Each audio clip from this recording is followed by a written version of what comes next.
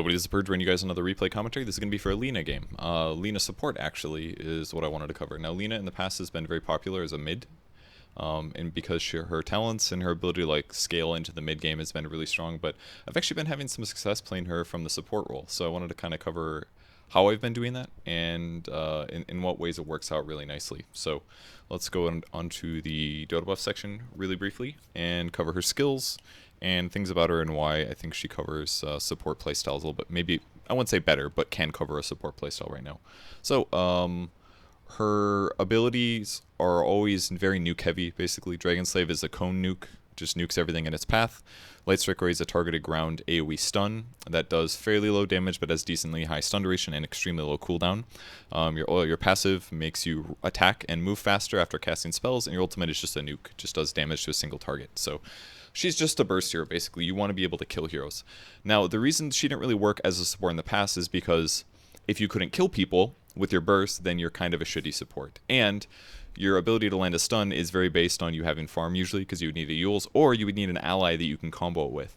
And after that point, all you do is damage with your nukes, and you couldn't scale it better. But now with things like Kaya and spell amplification and things like that, I think she works fine as a support. I wouldn't necessarily say it's good. I'm not confident of that ability yet, but I think it's definitely something that's viable. I enjoy playing in pubs. I think it works decently. So, in terms of her combo potential, it's 200 damage for level 4 Light Strike Ray.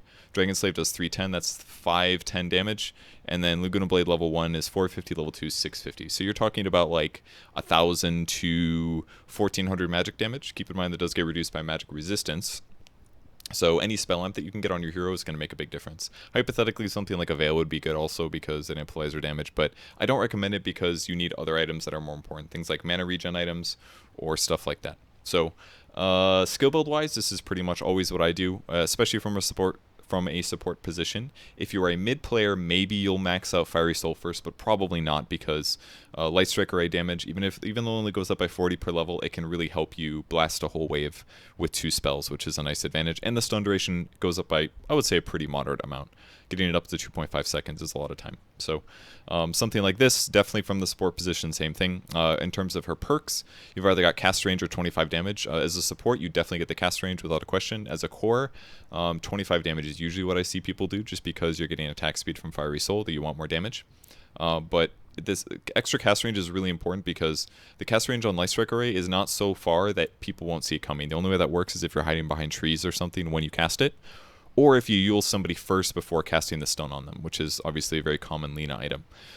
So that can work, but if you have more cast range and it's nighttime, for example, you can stun people from far enough away where they won't see you casting the ability, and you can land the spell more reliably. So cast range is a big advantage to her. From a support position, I wouldn't necessarily recommend buying like a Aether Lens. As a core, you can do it if you really need to. Like this game, Iceberg here played mid, and he bought an Aether Lens because he felt it was useful to him.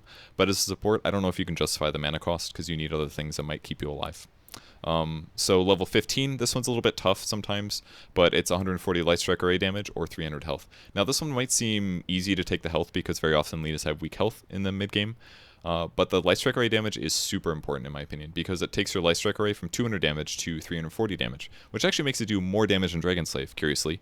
So this means every 8 seconds you can do 650 AoE magic damage, which at that point pretty much one-shots an entire creep wave. Just super valuable. Sometimes you'll need a little bit of spell amp to make it better, but it's really good for nuking creep waves. So that's the 15 perk. At 20, I really like the spell amp one personally. This one shows a higher win rate for the Fiery Soul stack. I imagine that's probably because most players that play Lina right now play as a core. And yes, it is great to have more movement speed and more attack speed from spellcasting, but that's better, I think, if you're a right-click hero. Like if you're going more right clicks, this guy's build is not very right click, for example. He doesn't have that much intelligence, doesn't have that much damage, but if you're playing support, the spell up is easily worth it. If you're playing a core and you're fitting in like a Daedalus or something, then the attack speed and the movement speed is going to be better most likely. But support wise, you just want spell amp because that's going to amplify the damage that you do as a support. Remember I said before that it doesn't scale well late game? Well, once you hit level 20 now, all the damage you deal is increased by 10%. That's a huge amount, especially if you buy a Kaya as well. You're talking about a very easy way. Just hit level 20 and spend about 2,000 gold on a Kaya, and you have a 20% damage increase, which is so much. So much. Because if we think about the numbers again, was it 650 for these two once you have the Light Strike Array perk, and we'll say level 3 Laguna Blade, that's 850. So 650 plus 850, that is 1500 magic damage. And having 10% spell imp here, plus you'll have about 8% natural, so 18 plus another 10 from Kaya. We're talking almost a 30% damage increase from 1500 damage. That is 450 extra magic damage. It's so much extra damage, and it really helps make a difference in getting the kills. Now, another really important thing to remember is that int heroes naturally will gain magic resistance now. So int heroes are a little bit harder to kill, like supports and stuff, but against cores, your hero can be really useful if you land stuns at the right time. Your base movement speed's kind of low, sight range is normal, your armor is pretty atrocious, your damage is very wide but okay, and your attack range is really far, but your attack point sucks. So, things to keep in mind about that. Basically, you do lots of burst damage. It's difficult for you to land the stuns. If your opponents initiate on you, you're going to have a really bad time because you generally won't survive unless you can like force yourself away or glimmer in time or something like that. And items you build to solve that problem, like I said, Force, Glimmer, Yule's Scepter could be good, sometimes a Shadow Blade. I really like Kaya on her, even as a support position. I just won't rush it. I'll get it like my second item. Usually I'll buy either a Yule's first to survive, a Force first to survive, or a Glimmer, something like that, and then I'll buy Kaya. And then you can kind of fill in the gaps with whatever you want. Ags is in some ways better now. I would say Ags is really good against BKB carries. Or against int heroes. It's better against int heroes now because, again, int heroes naturally gain magic resistance. So if you get an Ags, it does pure damage, and then it cuts right through all that stuff. So Ags is a situational late game pick now. But there's still really good stuff like Lincoln's and Scythe of Ice and stuff. There's so many options for hybrid nuke and right-click int heroes. So Lina can buy a lot of stuff. But most of the games, I've only played 2 so far, but both felt really good. I went Yule's, Kaya, Force Staff. I did a mix of those things. Got a Shadow Blade one game, got an Ags another. Just all depends on the game. So here's your good against his Broodmother because you can kill spiders really easily. Meepo because you do a lot of area of effect damage and burst damage, which is basically 2 things that beat Meepo. And he doesn't naturally have that extra magic resistance anymore like he used to. Good against heroes like Chen because you can blast out creep waves and the neutral creeps and kill them fairly easily. Bane, you can interrupt Fiend's Grip. Fiend's Grip pretty easily because your stun cooldown is pretty low. Terrorblade, burst damage reasons. OD, probably because even if he banishes an ally, you can set up a stun from it, would be my assumption. And then some of these other heroes are basically just weak to burst damage. I did not realize that Lina had an advantage against Morphling. It's not necessarily surprising to me, but definitely interesting. Probably because burst damage and he doesn't ever want to buy BKB really, and he doesn't want to buy magic resistance either. So Lina is probably always okay against him as long as he doesn't get super farmed and jump on top of her. So this makes a lot of sense, I think. Might be worth trying in some pub games maybe. Here's your bad against though, or gap closers. These advantages are really not that extreme. Again, most of these percentages are probably different when we're talking from a support perspective, big time. Like a lifesteal is really good against Lina support, but against Lina core, probably not so much because she'll be tanky and fast, and she'll have ways to get away from him. But as support, this is kind of scary. You're also bad against TA because she uses refraction and it blocks sources of damage. I actually played against TA in the game I just played, but I won't show you guys that one. So that pretty much covers it. Let's hop into the game. In between, in Dota, Slacks invited me to play. Oh man, that's too bad. I would have definitely played with him. So this is a game, I actually played this game a month ago. I meant to make a replay commentary of it, but I think what happened was it was right before Midas mode, and then I went to Midas mode and I totally forgot about it. So I'll give you guys a heads up. I don't think there's been many changes, if any, since then. Support items wise, 1 clarity at least, 1 tango at least. 2 clarities is nice though because you will be casting a lot of spells, and you're pretty much always going to get Light Strike or a level 1, just because it does about the same damage as Dragon Slave, lower cooldown, and it stuns. It is a little bit hard to land, of course, but if you can land it, it gives your team a lot of extra right clicks. Maybe not a lot, but some.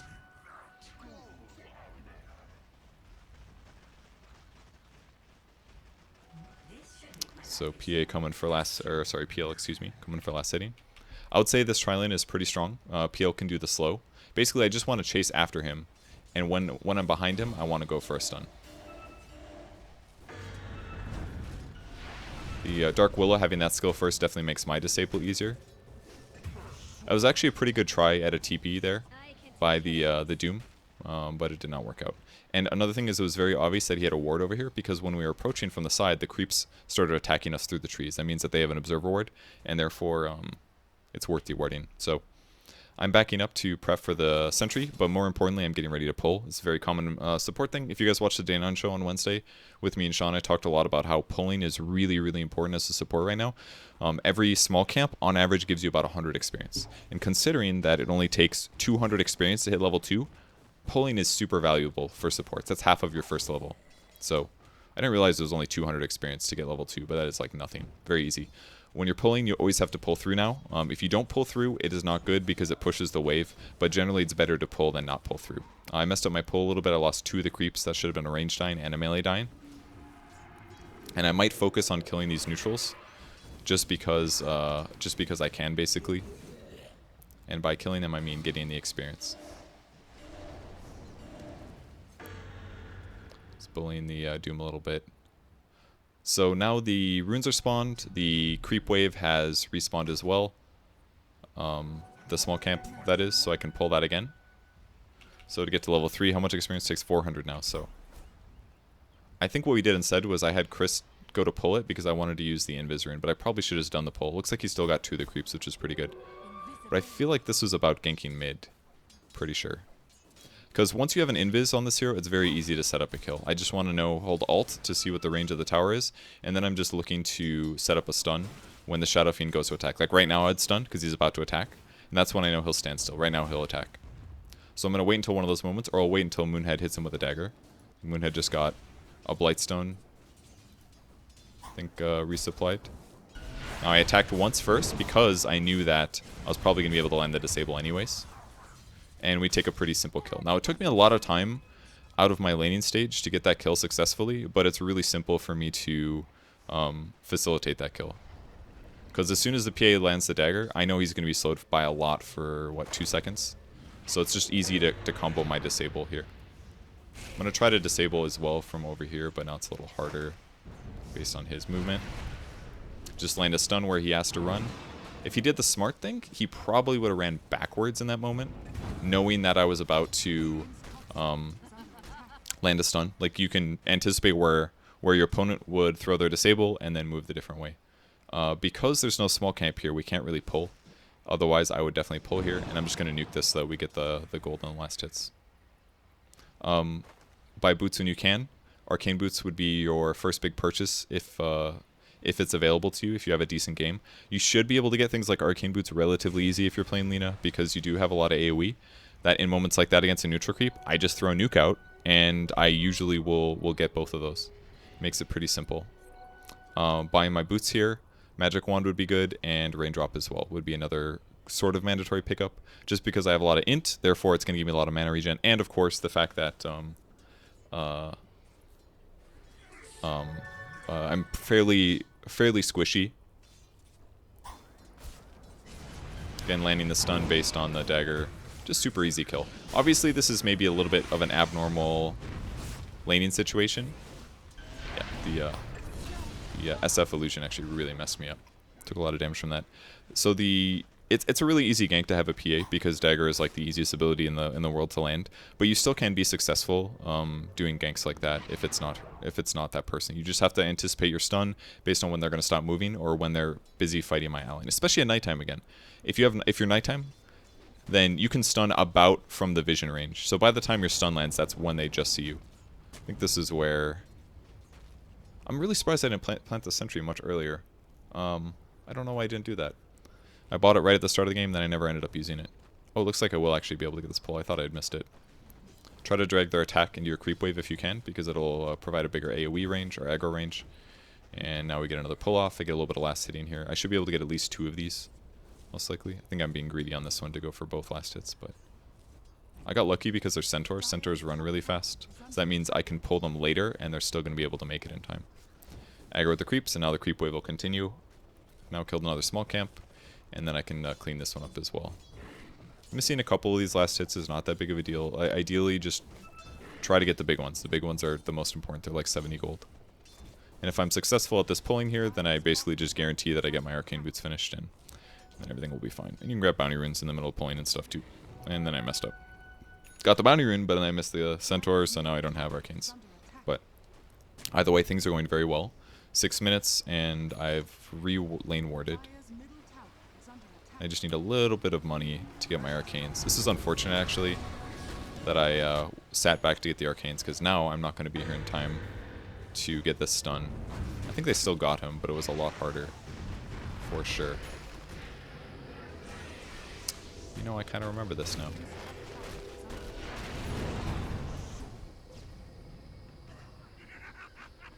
Luckily, he got rooted there. That made a big difference. And I should have probably walked back to the creep wave over this way, I think. But what I chose to do instead was, rather than walk back to my side of the map, I'm already over on their side of the map, so I might as well go put a ward down. And putting a ward down deep like this can be really beneficial, because you'll see what heroes are approaching and stuff like this. So, because I am a support, I don't feel the need to get Fiery Soul level 4, usually. Normally I would go 2-1-2, or I'd go 1-1-1, or 2-2-0-1 or something, just because you want at least one Fiery Soul. But as a support, I don't care. The attack speed is nice, it's really good, but I kind of want the extra nuke damage from Light Strike Array. That way, if I just nuke and run, then I'm going to be fine. So it's kind of obvious here that they have a ward based on the way that Shadow Fiend is running away as soon as I approach. And you can kind of use like approaching like this to just figure stuff like that out. So even if we weren't successful here, and we didn't get an SF kill, we still got some information. Like, we now know that they had a ward in the area. And we also know that like, nothing bad happens as long as we react appropriately, as long as we know that SF can see us. The biggest negative would be if something like SF can see us, he pretends not to know that he pretends not to act like he sees us, and then his heroes sit behind and they turn a gank as we initiate. That would be the worst case scenario, but that didn't really happen, so it's gonna be fine. Team's pretty pushing pretty heavily down here. I think rather than pulling, I actually should have moved over to them because the tower's low enough. And I've got tons of mana, so I should just move over and fight them probably instead of pulling. Would have maybe been safer. But it's not a huge deal. As long as nobody died, I don't feel too terrible about it. And I'm also, again, accelerating my experience gain. At this point, I need 600 experience to hit the next level. Same thing. Pulling through. I'll probably nuke this stacked large camp heavily because of the fact that there is a stack. And I've got tons of mana regen. Because actually, I won't kill this otherwise if I don't use a lot of mana on it. So I will certainly use spells to try to ensure that I kill it in time. It's more gold, more experience, all that good stuff. So I'm going to hit level 6. Oh, I actually super messed up on that one. I'm going to hit level 6 at a really good time. I'm actually splitting the experience with Dark Willow. And then luckily the range creep ignored those two little skellies. And then I can also pull the small camp again, or just do that instead. That's honestly probably better, because that saves me time. Because if I instead sit around and then pull that and then kill it slowly, it's kind of a waste. I'd rather go get something done. With that said, I think running the direction I did was a big waste. I should have instead prepped to dive, I think. Moved over in this direction since my core is there. And I don't really have enough damage to kill somebody by myself because I don't have 6 yet. But this is certainly a kill waiting to happen here. He just needs a nuke. And then I missed my my stun. That was a pretty big mistake.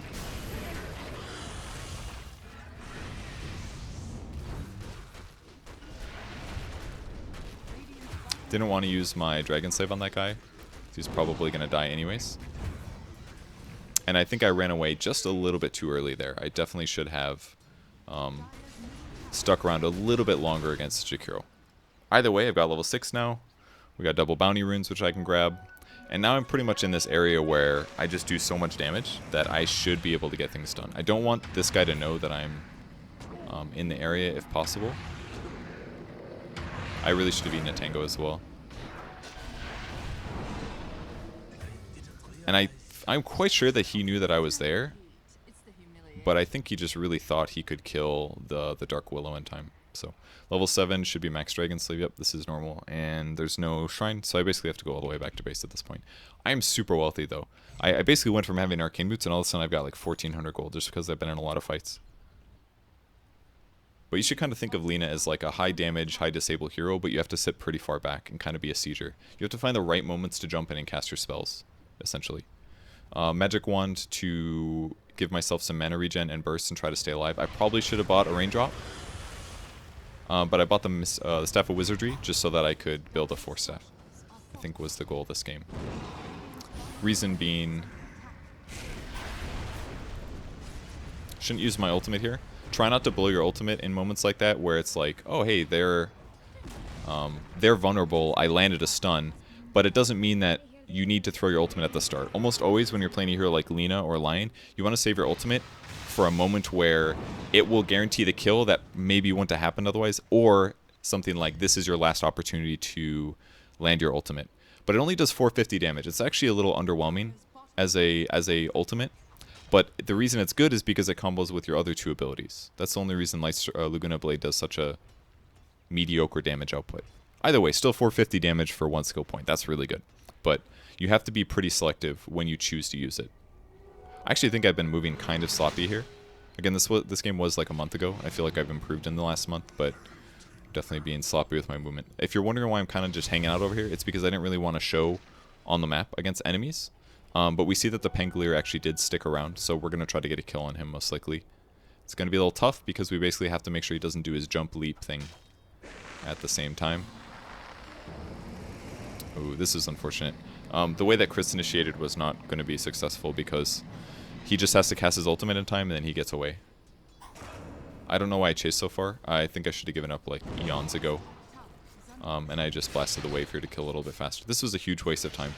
Me and Dark Willow have been sitting around for so long that eventually they push all the way top and now they're hitting buildings. I can TP though, so I will teleport to this to try to help out. Just see if we can get a disable off on this guy. He's pretty fast though. Just a little bit too far, unfortunately. And now I'm going to just hit this guy. So the reason I ultied there is because he was very out of position.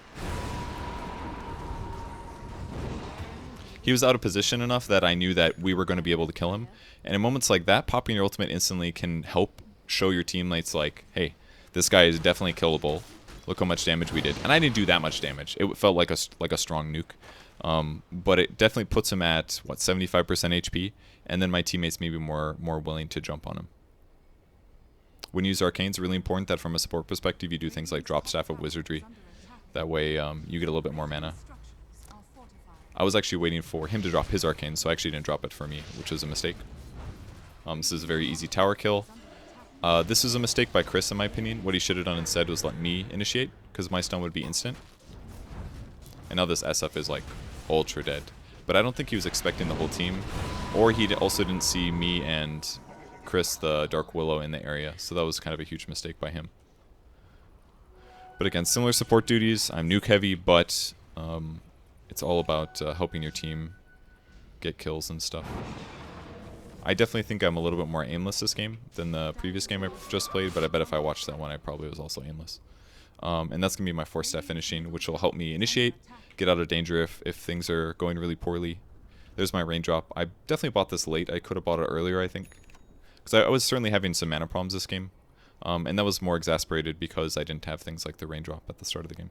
I should probably have like a sentry or something like that. That way I can guarantee that we find Shadow Fiend or kill him if he uses a Shadow Blade. But luckily he's shut down enough that we haven't needed to pressure him yet. You'll also notice that my HP is really, really low this game. That's just because I went 4-step first. I don't know why I was waiting so long to get a dust. I'm not sure, but I have certainly been wasting a lot of precious time.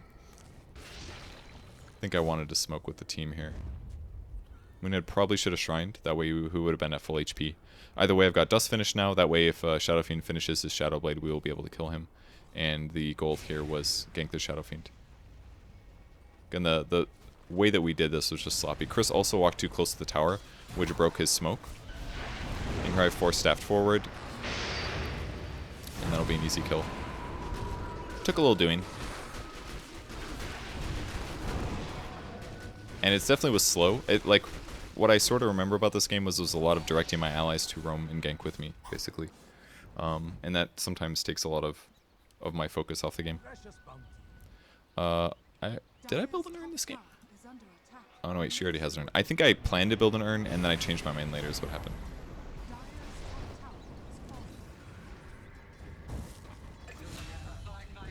Oh, I actually messed up. I didn't realize.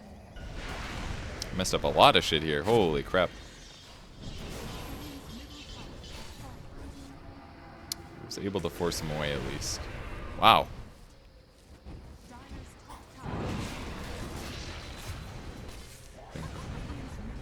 This is probably dead.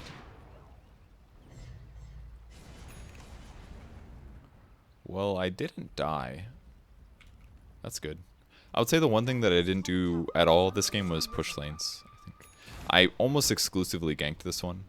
And the best way to get farm is to push lanes, without a doubt.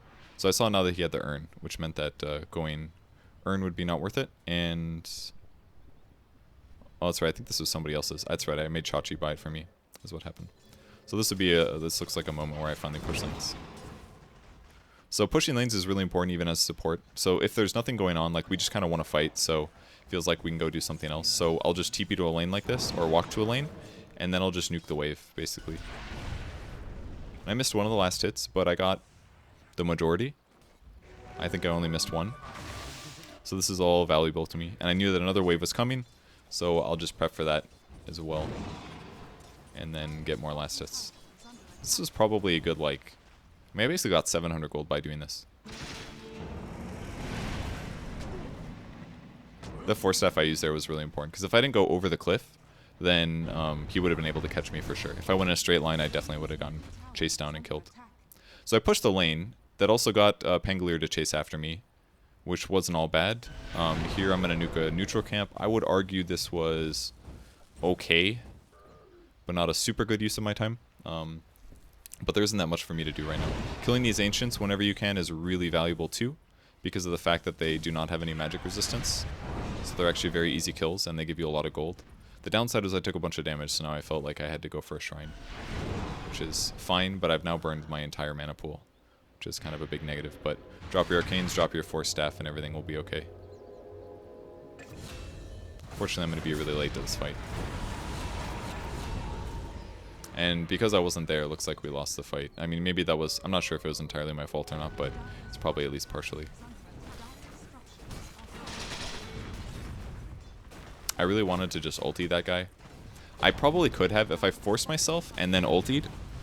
You can cast spells kind of while you're flying through the air, and I might have been able to do sort of a drive-by and get a kill on him. I'm just casting Dragon Slave to nuke the wave out. Because if the creep wave is dead, then they can't push anyways, and they're more likely to just back up. But this is pretty dangerous. If they like go put a cliff ward down and then use Venge Swap on me or something, it's very easy for me to get killed doing something like this. But I felt comfortable pushing out now because I saw them down here, which kind of revealed that they were pretty much committed to leaving the lane. Grab another level here, drop the Force to pop Arcanes. What did I drop? Did I drop my wand there or something? Dropping wand isn't as valuable as it used to be. It's only 2 int now, so it doesn't give you that much benefit. So it's clearly very dangerous. Forced myself away, and I need to get in trees at this point because it kind of looked like the Venge would be faster than me. Without casting spells, she's actually pretty comparable. Or she should be faster, especially if she has Tranquils. And she does, so yeah, she's definitely faster than me. Again, nuking the wave so that they don't get a free tower kill. I probably should have used Light Strike Array earlier there. I could have gone 4 last hits instead of just 2. That's pretty bad. And I probably should have brought myself a Clarity Potion also, because I'm missing a pretty huge chunk of mana right now. And Arcane Boots only gives you like 2.5 per second or something like that. It's not great.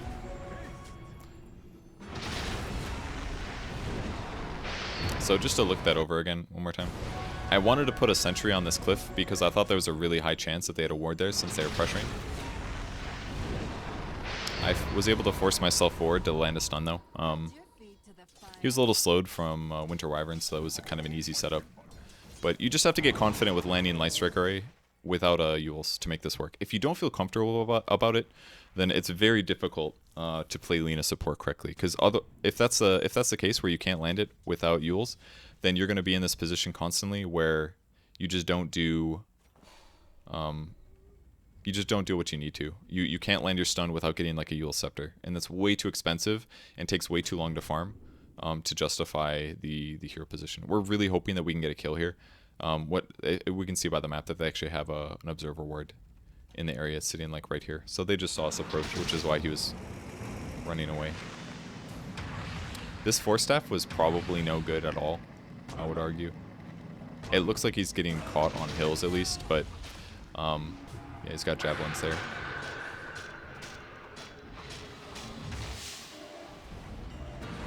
It's unfortunate Chachi was just a little too early there.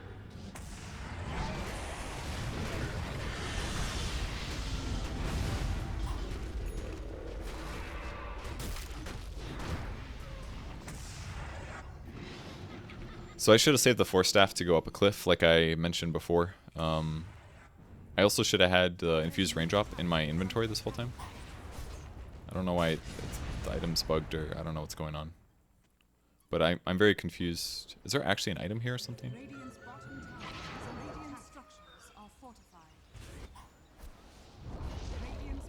I feel like there's an item here, but I don't know what it is.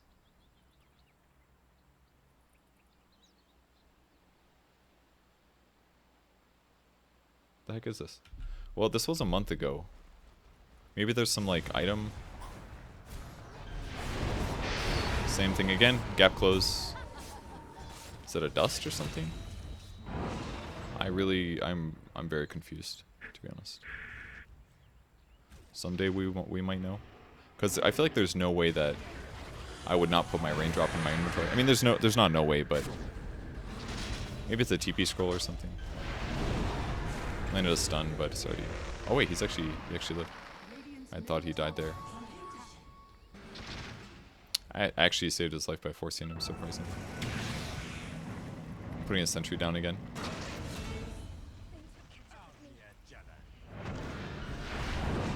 That was unfortunate. Miss my stun.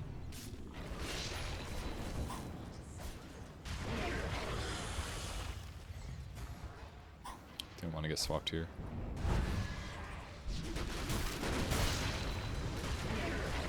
I think that was just a sentry, actually. It was not worth the, I didn't think I was going to stun that guy in time. The reason I'm changing targets is because I knew we were going to be able to kill the Jakiro based on his positioning. So I went for the Doom there. My ultimate was probably a big waste, but it's okay. The cooldown's relatively low on Lina. I think it's Kaya, actually. No, it's not Kaya.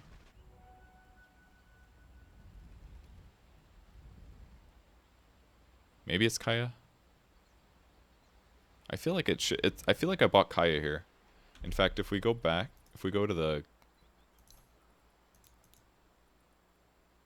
yeah, it's definitely Kaya. I think they changed the icon or something. 21 minutes. Yeah, it's definitely Kaya. For some reason, and that's why it's called Trident, because they changed the name, I think. It's supposed. This is Kaya, so that's why I had an empty item slot this whole time. So I actually do have Kaya right now, which the issue is now it's showing these numbers as wrong as well. But when I cast a spell, you'll probably see that it's actually less than it's supposed to be.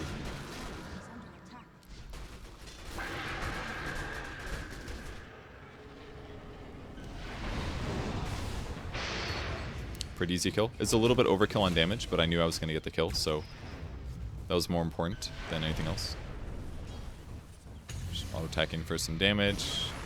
Should use Force Staff a little bit faster there. This guarantees my death, without a question. Or does it?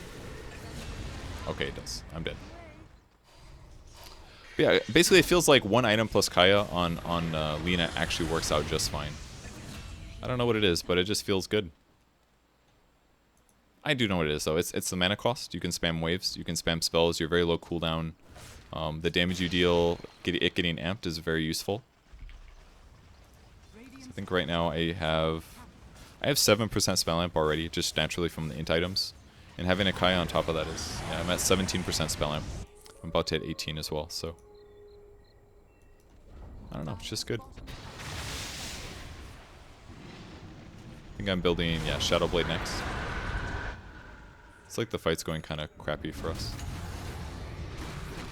I luckily did Dust after his BKB usage.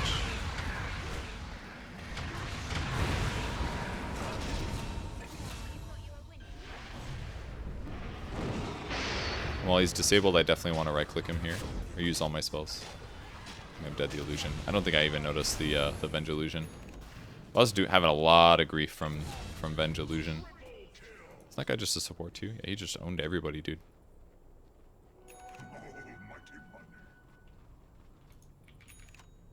So the Shadow Blade now. Again, we're looking at a Kaya here. The point of the Shadow Blade is basically to allow me to initiate more often, and it also gives me some nice damage. Just making sure my dog's not gonna roll over her little feet while she's sleeping. Shadow Blade allows me to initiate pretty safely, and also escape danger if needed. Trying to get towards level 20 here.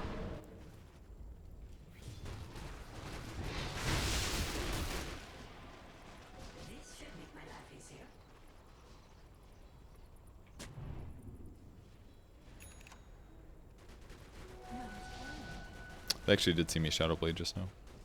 This is basically what you use Shadow Blade for. Cross the river. They did this because they saw me Shadow Blade for sure. I do remember this moment. I was a little bewildered. But they saw me pop Shadowblade. They knew I'd be over here. They rallied and went for the kill.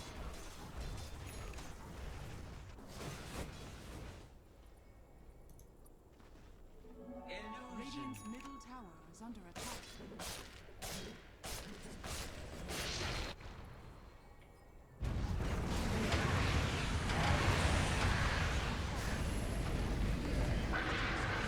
We are kind of all dying here.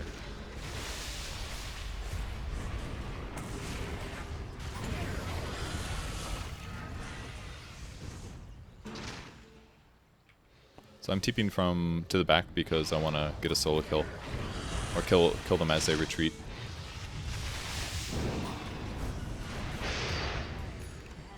So to look at that again, I don't want to waste any spells that I don't need to. So I know that I have bonus right click from the Shadowblade. And I want to save the nukes for all the other guys if possible. He did TP somewhere over here, but that's okay, didn't get him.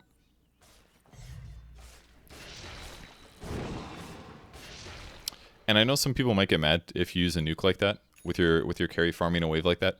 But when you get a teamfight win, you need to make something happen. So it's all about pushing waves, pretty much. I just want to make sure that...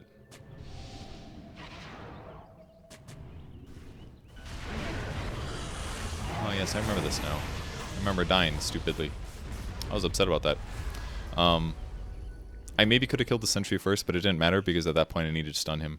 And basically the Jakiro came up behind me, so... kind of got countered by stuns and damage and shit. I needed to force staff off earlier, but I got stunned earlier than I anticipated. Moonhead's gonna get doomed here, I think. Well, it broke on the Lincolns, but he's still dead.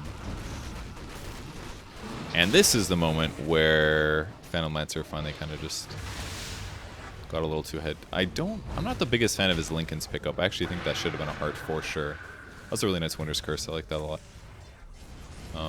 But if he had heart, he could basically turn around and get back into the fight instantly. I was hoping to push that wave, but it's good that he did as well. Again, for those just tuning in, this is a Kaya. It is good for Spell Amp.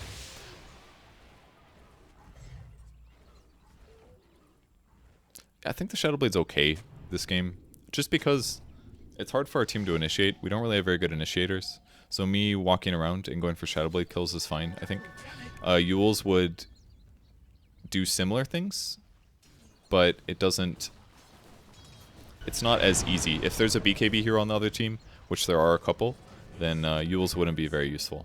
I TP'd up here because I pushed the wave, and now I wanted to go look for a kill, and I think our team wanted a Roche, so I'm in the area, gonna look for enemies. I get a bounty, probably put a ward down. Yep.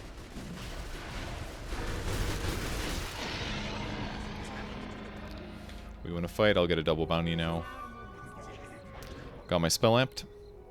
So 8 plus 10 plus another 10. So 28% spell amp right now. My team is fighting. I had to get a TP. As you can see, I did not swap it out for my Kaya.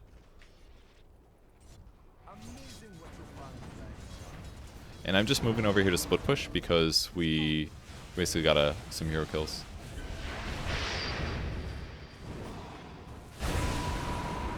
So if you see again how I did that, as soon as I saw that the Shadow Fiend was here, what I didn't do is I didn't walk up and just try to stun him, even with the extra.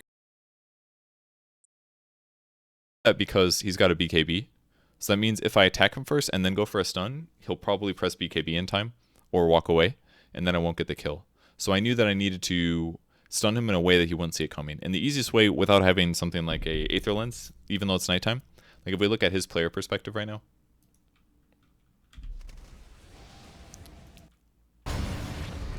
let's watch it again from his.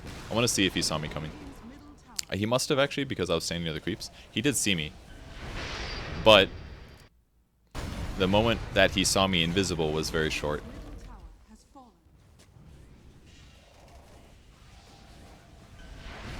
So he kind of messed up, but in the same vein, the way that I approached it was a lot safer. Because if I just walked up without Shadowblade, he would have seen me earlier, and then he would have seen me cast the whole animation. which he kind of still did because I was under tower. And now, because he has a BKB and I know that, I want to do as much damage as possible while he's not BKB'd. So while he's stunned, I need to throw everything I have at him, which is why I threw everything here.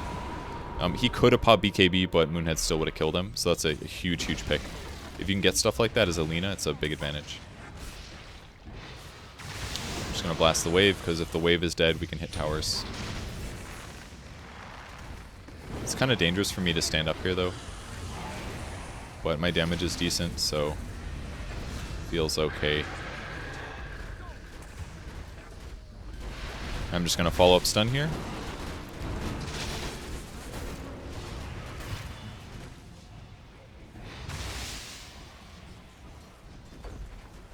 Radiant's middle tower is under attack.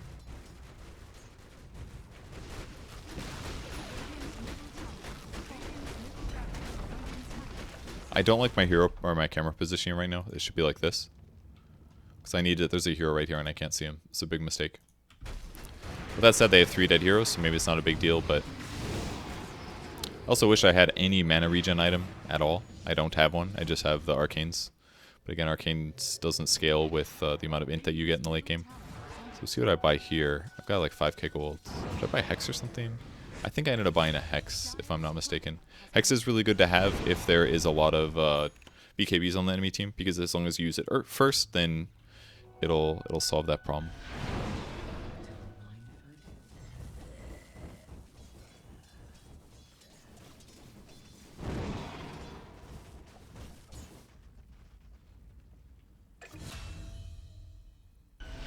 I think I was checking damage dealt. I think this is when I realized Light Strike Ray does more damage now. So I was trying to figure out, I only have enough for one spell, which one do I use? That's what I was doing, I think. Now I walk all the way back to get my Scythe of Ice. Let's see how much mana increase I get. 3.2 to...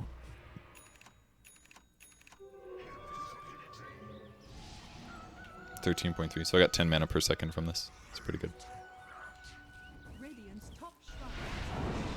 So I would say my damage is okay at this point. I could have maybe just gone a damage item. I think it would have been a possibility. But, I don't know, something that gave me mana, more disable. This is all really good to have.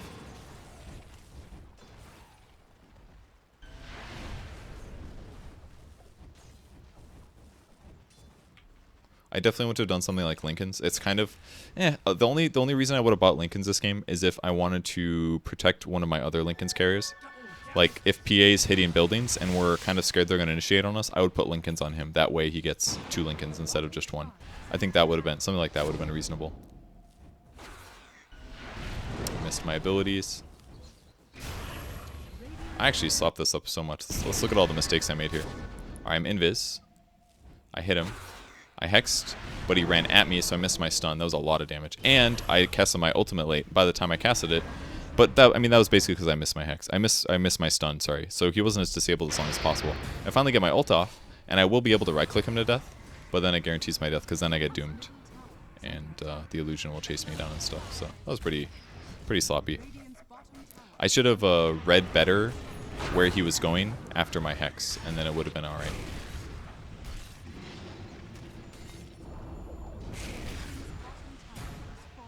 Kind of interesting, like, you can stay alive with Cold Embrace, but he still gets another Infernal Blade, which does a lot of damage.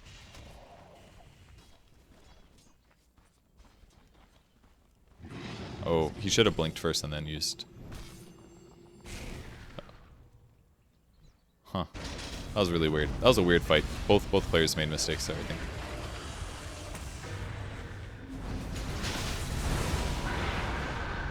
If you guys actually want to see that fight, I'll go back. That guy's stunned.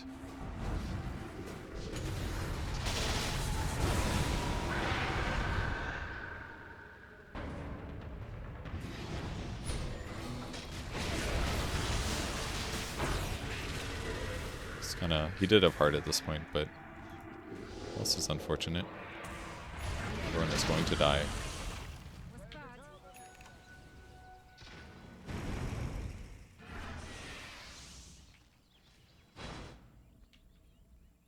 Oh god. Oh god, I remember this. But them moving like that, it should have been obvious that they had a sentry.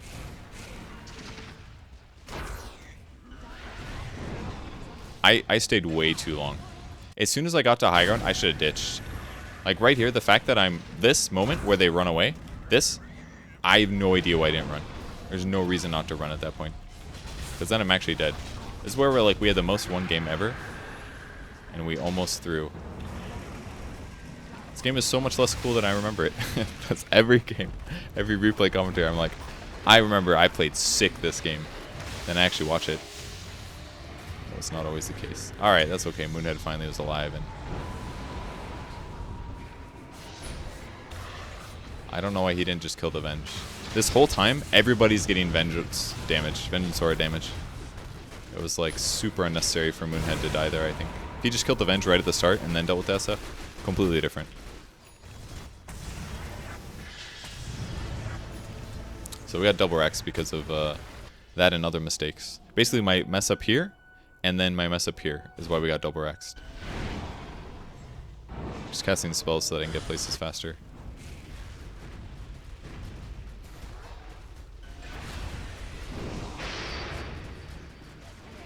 Man, I was actually close to getting that kill, but not quite enough. This is one of those great moments where you can definitely throw games. I'm running a little bit too aimlessly. I'm finally putting the wards down. I should probably ward somewhere near Roche as well, which is why I'm planting here.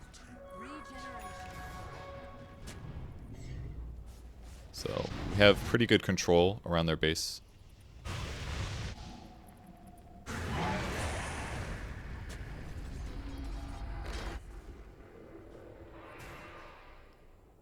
Unfortunately, by the time I get here, I'm a little bit late. The important thing there was that I re-hexed the SF. I wouldn't have had time to land a Light Strike array, so I had to like land the... Oh, he's actually just killing PA. What is this? Oh, and then I accidentally attacked a creep. I remember this. And I was also very worried about dying at this point. But I sure did kill those creeps.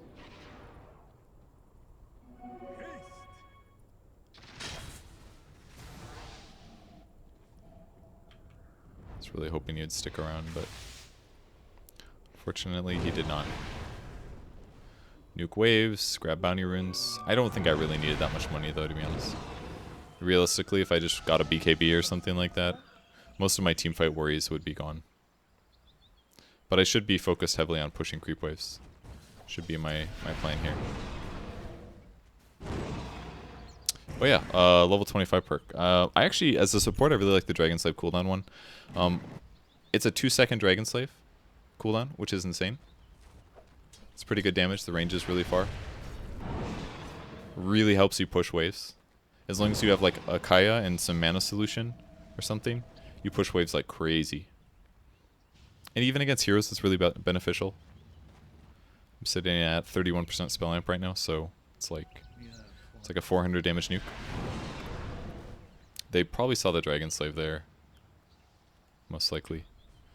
Either way, still just want to keep bottom push out as much as possible. That way if their team moves anywhere else, then it'll be easy for us to take the bot racks, would be the idea. But we're pretty much just looking for an opportunity to kill. Maybe we're saving for buybacks, I can't remember exactly. Probably should have attacked before I nuked there.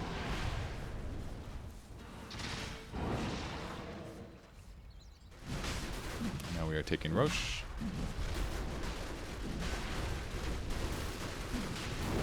So the scary part is they know that we're here. This was very convenient, actually, that he jumped in like that. If he used his ultimate first before he went in. Used my Hex to initiate. Oh, I am so dead. I think the position I ran in was way too aggressive. Bot back here.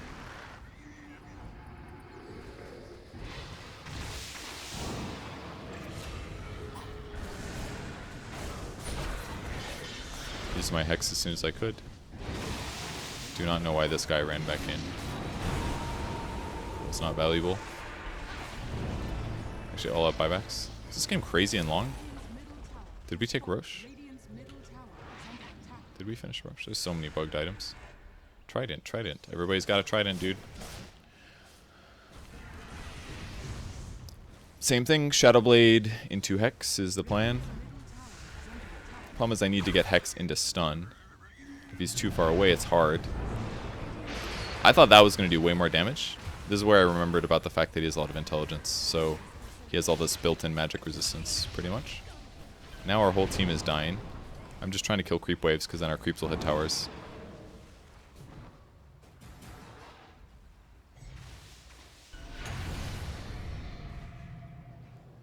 He needs to juke.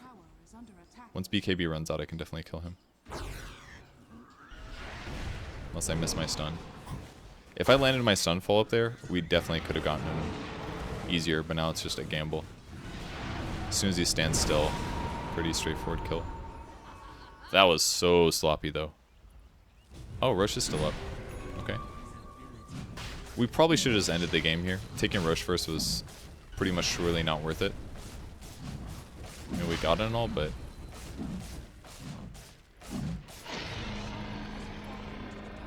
I went to go Shrine first, too. I don't know, I'm wasting a lot of time. Like, we could have just gone bottom probably and Raxed it. They had 4 dead heroes. But instead, I'm sitting over here, like... using Shrines and grabbing Bounty Runes. It doesn't matter. Next items. I've got Linken's queued up. I could go Silver Edge, hypothetically. I wouldn't say it's really needed. It'd be pretty good against, like, Venge and Shadow Fiend and stuff, but it's not really worthwhile, I don't think. Could also get BOTs maybe instead of Arcane Boots. Wouldn't be terrible. Still looking for a free solo kill while they... maybe they would move forward and try to get a kill over here. Low chance, but... And bought a gem finally. That was pretty much overdue. Gem would allow us to kill sentries and stuff. He jumped in like right away. Any hero that we can kill is a big benefit, so killed the Venge as soon as I could.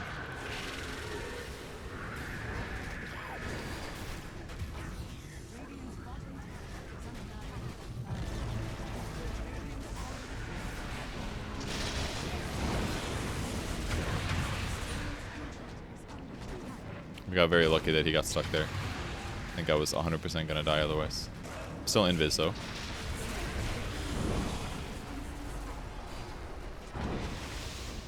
I think that guy should have just hit me personally.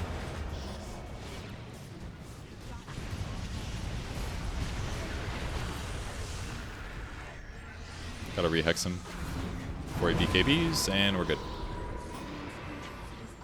That was a hard one. Ugh, that was so sloppy. I played real sloppy this game, I realized. It was my first try on Lina support. I think the game that I just played a moment ago was probably better. I thought this one would be better as a replay, but looking at it now, I kind of think maybe not so true. But we can look at the endgame stats. If you guys want to watch the match IDs, here's the one. The other one is actually viewable on Dotabuff. Let me see.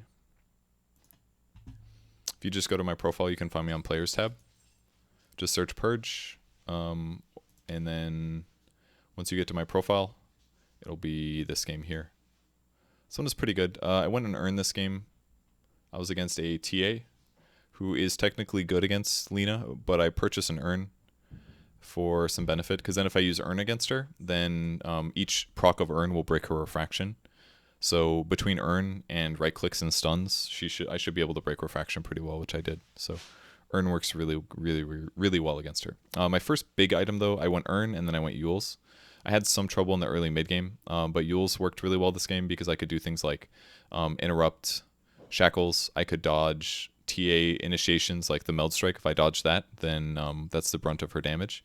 I could Yules off silence if I really needed to, but usually I didn't. I could Yules a Sven and walk away. I could Yules myself to Sven, dodge a Sven stun. But I think Glimmer could have worked there, Force could have worked, but just Yules is really nice because it gives you so much mana regen.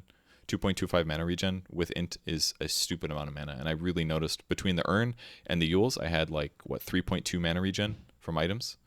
So I just had tons of mana the whole game. And throwing in Kaya on top of that means I spend less mana, have lots of spell amp. I bought Ags this game. I didn't really... It was kind of like I think Ags will be good this game, but it didn't make a difference. Like, we were going to win at that point anyways.